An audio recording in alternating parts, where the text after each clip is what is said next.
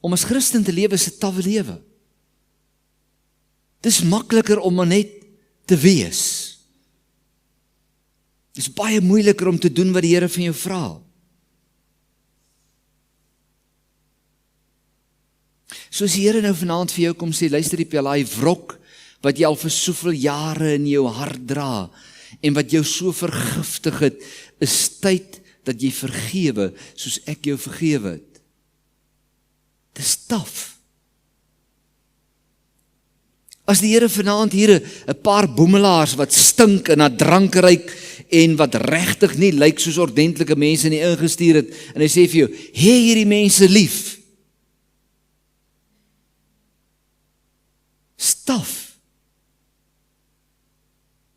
As die Here vir jou vra om môre vir jou kinders en jou ouers en jou vriende te gaan sê, ouens, ek is nuut gebore en ek wil jou vertel hoe die Here my lewe nuut gemaak het. Gaan praat daaroor.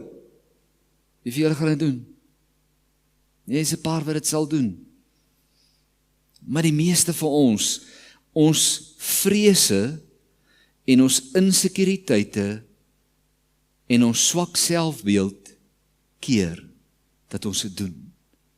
Ons is 40 jaar lank nuwe mense in Christus, maar ons suig nog fopspene en ons dra nog doeke. Want ons kon nie daar kom om te praktiseer of te doen wat die Here vir my vra nie. Okay, die Here kom sê vir jou, gaan maak 'n bietjie vrede. Julle weet mos nou in families is daar altyd hierdie lekker onvredes, hierdie oorloggies.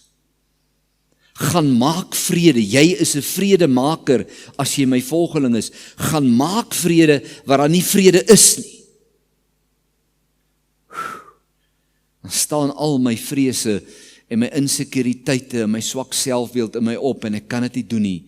Ek word dood eenvoudig lam gelê, dat ek nie kan uitstap en daai nuwe lewe gaan leef nie, want die nuwe lewe is staf.